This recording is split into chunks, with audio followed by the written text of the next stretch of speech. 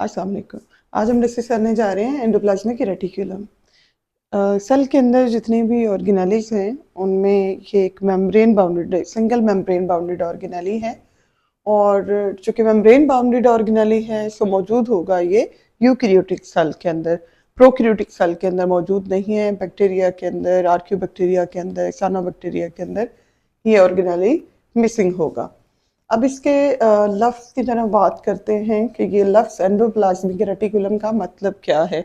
तीन जो है इसमें वर्ड्स हैं जिनका ये कॉम्बिनेशन है। एंडो फॉर इनसाइड और इनर इन एनी थिंग और एनी स्पेस, जबकि प्लाज्मिक वर्ड जो है प्लाज्मा से निकला है, साइटोप्लाज्म से निकला है। तो एंडोप्लाज्मिक का मतलब होगा inside the cytoplasm, inner to cytoplasm. जबकि रेटिकुलम वर्ड जो है इसका मतलब होता है नेटवर्क। यानी लफ्ज़ से मतलब इसका ये हुआ एक ऐसा नेटवर्क है, एक चैनल्स का या जो है इसमें मेम्ब्रेन्स का जो प्रेजेंट होता है कहाँ पे, साइटोप्लाज्म के अंदर ये प्रेजेंट होता है। डिफाइन करते हैं हम इसको, इट इज़ इंटरकनेक्टेड। इंटरकनेक्टेड मतलब एक दूसरे के साथ ये जुड़ा हुआ होता है। नेटवर्क ऑफ सिस्टर्नी है। इंटरकनेक्टेड एक दूसरे के साथ जुड़ा हुआ नेटवर्क है सिस्टर्नी इसका। अब ये सिस्टर्नी क्या है, वो मेम्ब्रेन है जो सराउंड करती है इसके तमाम जो इनर कंटेंट होते हैं उनको। अच्छा, एक साइड इसकी जुड़ी होती है कहाँ से, न्यूक्लियस की जो मेम्ब्रेन होती है इसमें मौजूद जो न्यूक्लियर पोर्स हैं, एक साइड वहाँ पे जो है ना वो जुड़ी हुई है। और दूसरा इसका जो एंड होता है वो कहाँ तक एक्सटेंड हो सकता है, वो प्लाज्मा मेम्ब्रेन तक। यानी ये इंटरकनेक्टेड जो है इस तरह से चैनल्स जो है ना वो होंगे। और एक एंड इसका न्यूक्लियर मेम्ब्रेन के जो न्यूक्लियर पोर्स हैं वहाँ से कनेक्टेड होगा। और यहाँ यानी ये न्यूक्लियर पोर्स जो है ना वो पड़े हुए हैं। और दूसरा इसका एंड जो है ये प्लाज्मा मेम्ब्रेन तक जो है वो चला जाता है। और ये सिर्फ यूकैरियोटिक सेल के अंदर प्रेजेंट जो है ना वो होगा। अब इसके स्ट्रक्चर की बात करेंगे। इसके अंदर सिस्टर्नी है। सिस्टर्नी क्या है, these are the system of tubes और चैनल। यानी ये सारे जो सिस्टर्नी हैं ये हमारे पास सिस्टर्नी है।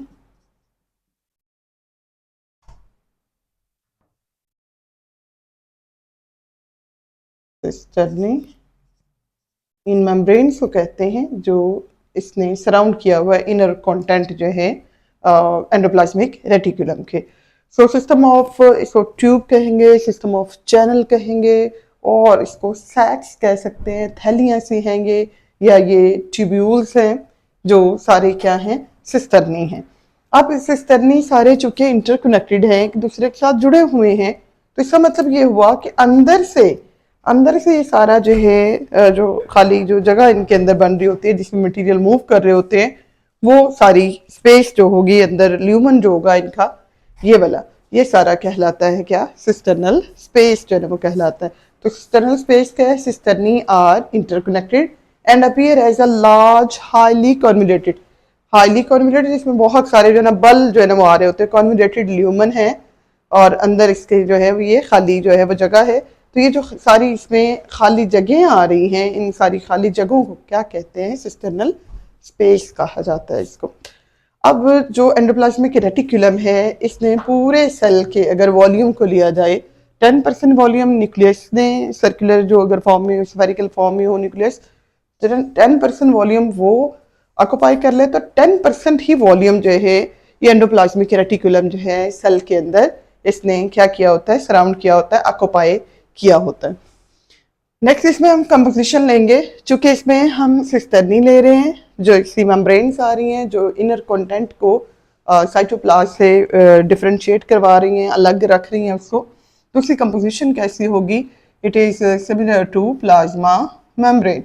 प्लाज्मा मेम्ब्रेन के जैसी कंपोजिशन है, जैसे प्लाज्मा मेम्ब्रेन के अंदर हमने लिपिड्स और प्रोटीन के कॉम्बिनेशन जन्म लिए थे और माइन्यूट क्वांटिटी के अंदर कार्बोहाइड्रेट्स थे, बिल्कुल वैसे ही ये भी कॉम्प्लेक्स हैं लिपिड्स और प्रोटीन से, एंड विद अटैच एंजाइम, और इसके साथ एंजाइम्स भी अटैच होते हैं जो इसकी अंदर होने वाली जो एक्टिविटीज होते हैं उन एक्टिविटीज को कंट्रोल कर रहे होते हैं। ये इसकी स्ट्रक्चर जो है वो आ जाती है सारी। न्यूक्लियर इन्वेल्प है, न्यूक्लियर पोर्स है, न्यूक्लियर पोर्स से आगे ये कंटिन्यू हो जाएंगे, बहुत सारे जो है ना वो सिस्टर्नी और इसकी दो मेजर जो है ना वो फॉर्म पाई जाती हैं, वो जिनके ऊपर अटैच फॉर्म में राइबोसोम मौजूद होते हैं और वो जिनके ऊपर राइबोसोम अटैच नहीं होते। तो जब इसमें कोई भी मटेरियल जो है सेल के अंदर जो है ना वो जा रहा है, न्यूक्लियस से सेल के अंदर ये साइटोप्लाज्म में जा रहा है, वो इन्हीं एंडोप्लाज्मिक रेटिकुलम के थ्रू ही ट्रांसपोर्ट होता है। और साइटोप्लाज्म में जो भी मटेरियल कोई जो है वो पड़ा हुआ है उसको न्यूक्लियस के अंदर लाना है, तो उसमें से भी काफ़ी सारे कंपोनेंट जो है इन्हीं एंडोप्लाज्मिक रेटिकुलम के थ्रू मूव करते हैं और जो ये न्यूक्लियर पोल्स होते हैं इनके थ्रू इनकी मूवमेंट होती है। अगली चीज़ आ जाती है हमारे पास एंडोप्लाज्मिक रेटिकुलम के अंदर इसकी दो मेजर फॉर्म पाई जाती हैं। मॉर्फोलॉजिकल फॉर्म है एक्सटर्नल स्ट्रक्चर के हवाले से, तो दो इसकी मेजर हमारे पास फॉर्म होती हैं, एक SCR यानी स्मूथ एंडोप्लाज्मिक रेटिकुलम कहा जाता है और एक फॉर्म इसी RER और रफ एंडोप्लाज्मिक रेटिकुलम कहा जाता है। इनकी अपीयरेंस की बिना पर, यानी अगर तो ग्रैन्यूल्स उसके ऊपर या उसके ऊपर ज़रात से लगे हुए हैं, जिस तरह ये ब्लैक कलर के डॉट्स इसमें दिख रहे हैं, तो इसकी अपीयरेंस कैसी आ जाती है, रफ आ जाती है। तो इस बिना पर ये वाली फॉर्म रफ एंडोप्लाज्मिक रेटिकुलम कहलाएगी और जिसके ऊपर अटैच फॉर्म में राइबोसोम नहीं है वो स्मूथ एंडोप्लाज्मिक रेटिकुलम और SCR फॉर्म कहलाती। ये हमारे पास जो है पड़े हुए हैं, इसके ऊपर राइबोसोम पड़े हुए हैं। ये अंदर जो खाली जगह होती है इसको एंडोप्लाज्मिक रेटिकुलम का ल्यूमन कहा जाता है और ये सारे टोटल जो ल्यूमन है, सारे सैक्स और सारी ट्यूब्यूल का जो अंदर जो खाली जगह है जो मटेरियल मूव करवाने के लिए है उसको सिस्टर्नल स्पेस कहा जाता है। एक एंड से ये कंटिन्यू होता है न्यूक्लियर पोर के साथ, न्यूक्लियर मेम्ब्रेन के साथ, और दूसरा एंड जो है इसमें प्लाज्मा मेम्ब्रेन के साथ जो है इसकी कंटिन्यूटी जन्म होगी। सो दो हमारे पास मेजर इसी फॉर्म आ गई, smooth endoplasmic reticulum and rough endoplasmic reticulum. वैसे तो ये दोनों ही पाए जाते हैं, दोनों मॉर्फोलॉजिकल जो फॉर्म है सेल के अंदर प्रेजेंट होती हैं, बट कुछ स्पेसिफिक सेल जो है उनके अंदर अमाउंट ऑफ SCR ज़्यादा है। लाइक स्केलेटल जो मसल्स होते हैं इनके अंदर स्मूथ एंडोप्लाज्मिक रेटिकुलम की फॉर्म ज़्यादा मौजूद होती है, ज़्यादा एक्सटेंसिव फॉर्म में ये पाए जाते हैं और वहाँ ये कहलाते हैं सार्कोप्लाज्मिक रेटिकुलम, जो कि यूज़ होते हैं कैल्शियम जो है वो आयन है उसको स्टोर करने के लिए, कैल्शियम आयन को रिलीज करने के लिए और मसल की कंट्रैक्शन के लिए। अब हम इन दोनों फॉर्म्स जो हैं उनके अंदर डिफरेंशिएशन जो है वो लेंगे कि स्मूथ एंडोप्लाज्मिक रेटिकुलम क्या है, किस तरह का है, कैसी स्ट्रक्चर है, कहाँ पाया जाता है, कौन सा फंक्शन परफॉर्म करता है और अपीयरेंस इसकी कैसे है। ऐसे ही रफ एंडोप्लाज्मिक रेटिकुलम जो है इसकी फंक्शंस और स्ट्रक्चर को हम कंपेयर करेंगे स्मूथ एंडोप्लाज्मिक रेटिकुलम के साथ। तो स्मूथ एंडोप्लाज्मिक रेटिकुलम की सरफेस क्या होती है, बिल्कुल स्मूथ होती है क्योंकि इसी सरफेस के ऊपर अटैच नहीं होते राइबोसोम्स, जबकि रफ एंडोप्लाज्मिक रेटिकुलम नाम से जाहिर हो रहा है कि ये अपीयरेंस में रफ है और रफ अपीयरेंस क्यों आ रही है, due to presence of ribosome. तो राइबोसोम ग्रेन्यूल की सूरत में, ये जर्रों की सूरत में जो है दानों की शक्ल में जो है मौजूद होते हैं, अटैच होते हैं on the surface of endoplasmic reticulum. तो ये अगर हम एक जो है ना रफ एंडोप्लाज्मिक रेटिकुलम जो है ना वो लें तो इसके ऊपर इस तरह से ये ज़र्रात की शक्ल में राइबोसोम इसके ऊपर अटैच होते हैं। सेकेंड इसका हम करेक्टर जो है ना लेंगे smooth endoplasmic reticulum. Most cells के अंदर ये लेस एक्सटेंसिव होता है, ज़्यादातर सेल में ये कम मिकदार में पाया जाता है, थोड़ा होता है, एक्सेप्ट इलावा 3 तरह के जो सेल हैं उनके अंदर, ब्रेन के सेल के अंदर, मसल के सेल के अंदर और लिवर के सेल के अंदर। अब ब्रेन के अंदर चूंकि लिपिड की जो अमाउंट है वो ज़्यादा पाई जाती है, तो लिपिड की प्रोडक्शन हो या लिपिड का मेटाबॉलिज्म हो उसमें ये इन्वॉल्व होते हैं, इसलिए ब्रेन के जो सेल्स होंगे उनमें ज़्यादा मिकदार में बानिस्बत RER के ज़्यादा मिकदार में SCR मौजूद होगी। इसी तरह मसल के जो सेल हैं इनमें इन्होंने कैल्शियम आयन को स्टोर भी करना है, कैल्शियम गेट्स को खोल कर कैल्शियम को रिलीज करके मसल की कॉन्ट्रैक्शन करवानी है, इसलिए मसल की सेल में ये ज़्यादा मिकदार में होते हैं। और लिवर के अंदर इन्होंने डिटॉक्सिफिकेशन जो है वो करनी है और अच्छा एक और फंक्शन भी है मसल के अंदर इनका कि सार्कोप्लाज्मिक जो रेटिकुलम होते हैं इन्होंने साथ में वहाँ होने वाला जो सारा मेटाबॉलिज्म है उस मेटाबॉलिज्म को भी कंट्रोल करना है, यानी कार्बोहाइड्रेट्स जो मसल के अंदर स्टोर पड़े होते हैं in the form of glycogen, उनकी जो मेटाबॉलिज्म होती है उसके अंदर भी इसकी पार्टीशन होती है। लिवर के अंदर इनका बेसिक काम क्या है? लिवर क्यों वैसे तो बहुत